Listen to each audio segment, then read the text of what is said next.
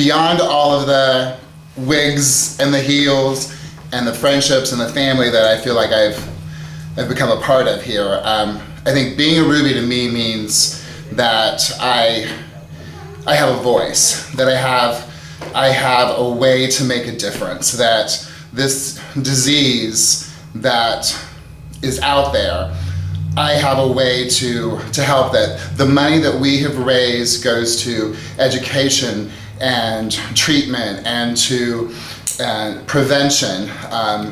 Means a lot to me that I am not just waiting, that this thing called HIV that's out there and just waiting to find me, waiting to find your brother, waiting to find a loved one, that we don't need to wait, that we can join, and you can be a Rubi and I can be a Rubi, and we can all make a difference somehow.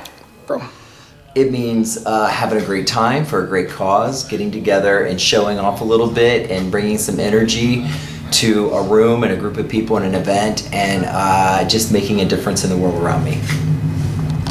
Being a Rubi Girl means doing something that's bigger than yourself, and what I get from it is I get a lot of joy knowing that outside of my daily life, outside of my job, things that I love, I'm actually doing something that will have a lasting impact when I, eventually leave the group. Hopefully not anytime soon. It means the world to me. I am so proud and pleased and feel so lucky to be a part of this very special group. I love doing my hair at the WYSO show. I feel like it was a really good energy. It was like very well put together, and I love Liza Minnelli, so. I love duets more than anything.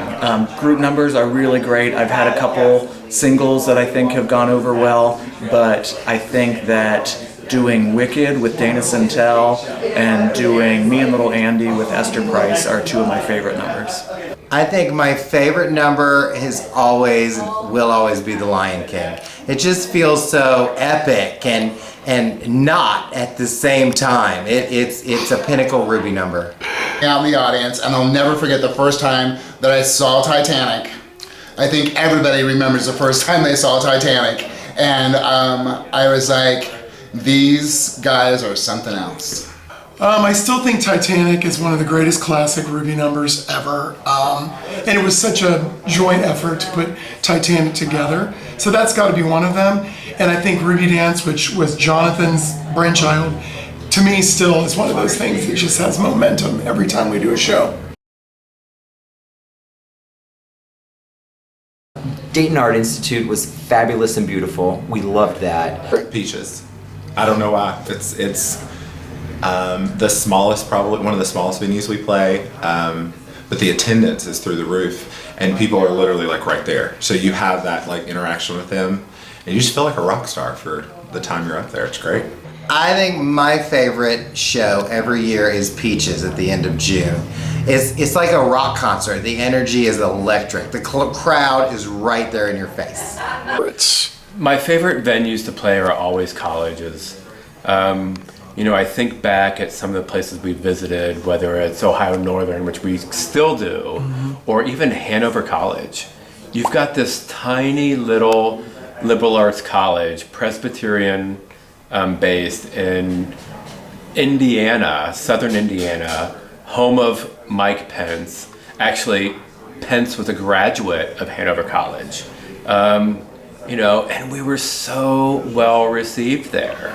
And that's really what I love about being able to play the college campuses, because, you know what, the younger generation doesn't care. And it gives us an opportunity to really just, be ourselves and teach tolerance and acceptance and all of that. So those are by far the most rewarding experiences at the universities. The Saugatuck show. It's always such a great bonding experience for all of us, and it's just such a fun weekend. It's just a great time. I would say Show Must Go On is my favorite because it's more intimate, and we practice a lot for it, and we do a lot of props and rehearsals, and we just get to spend more time with each other. I think it's doing good things and having a good time doing it. I think that people find that the generosity of the Rubi Girls infectious, but also the fun and frivolity in being generous is something that keeps people coming back for more. I think it's just our rare sense of comic and comedic drag that no other drag show does, and the fact that we hold nothing back. I think the audience keep coming back to Rubi shows because they're offering a drag show like you can't find anywhere else really in the country that I know of. I think it's just the carefree attitude that the Rubi Girls have. We have no shame.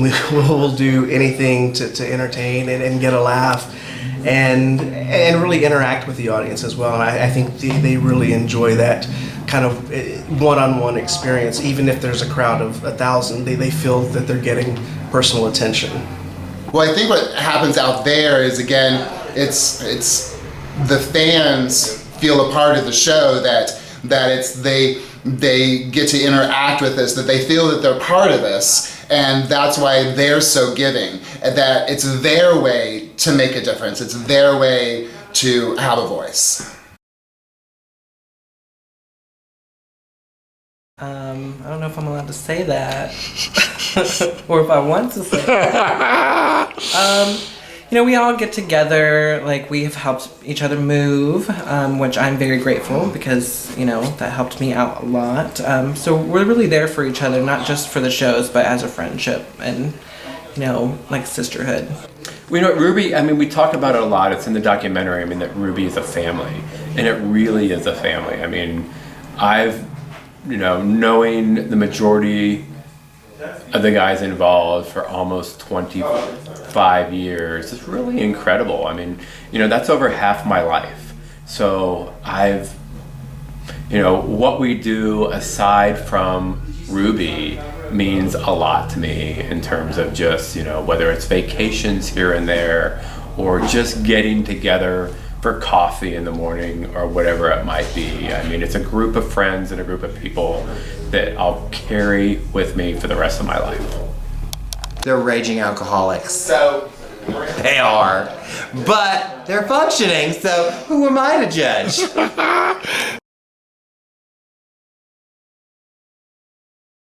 I think my favorite number was when I did this soccer single number when it was in Saugatuck, Michigan at our annual trip to the Dunes Resort, and it was the big World Cup at the time, so I decided it would be a great idea to put all these, Latin themed songs, and I got up there and I was dancing, and at the very end I had this big finale of this huge confetti pop, and I think everybody thought that it was a gunshot, and it was this loud pop. It scared the shit out of everybody. Everybody jumped out of their chairs, and I'm standing on stage with my arms up thinking, it's raining confetti. I thought it was great, but I think everybody was terrified after it ended.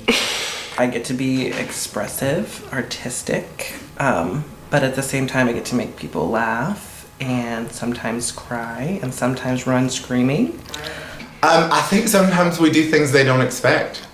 So when a number is truly put together and polished and as Broadway quality as it can be, they're like, holy shit, the Rubi Girls are doing this? Wait a minute, we thought they were a mess. But so that was really fun to kind of see people sit back, enjoy the number, but also be shocked by how good it was. Oh my gosh, probably one of my favorite memories ever. The very first time I ever did drag was at 1470 West in Kettering, Ohio. And I noticed the audience was just bored with drag as it was. And I went out and did my very first number. And in the middle of the number, I took my shoe off and I filled it with beer and I drank it. And the place went fucking nuts. And I knew right then, this is it. People want irreverence and craziness. Annie used to be known for some sort of really sort of raunchy things early on, like "you suck" or things like that. So those were always fun. At some point maybe she'll change her, ways. Well, I will tell you that I was very surprised by Jackie O when she got involved in the group, because I was like, oh, here we go, yet another one, kind of hanging on, and she's totally changed the energy and the momentum. You look at Minnie Skirt, who brings the talent and the excitement and the choreography. So I think with each person, something different is gained. I think the Rubi Girls could be even bigger than they are now, and I would love to be a part of that growth and see that happen. It'd be exciting. I've always said if your dreams don't scare you, you're not dreaming big enough. My hope is that we maintain the heritage that the originals started back in the 80s. We keep that solid foundation, but then we just blow the roof off of it. So, and I think we can do it. I still see us holding on to that can-do spirit that the Rubi Girls were all about in the first place, and I hope that that's really the energy that continues to stay.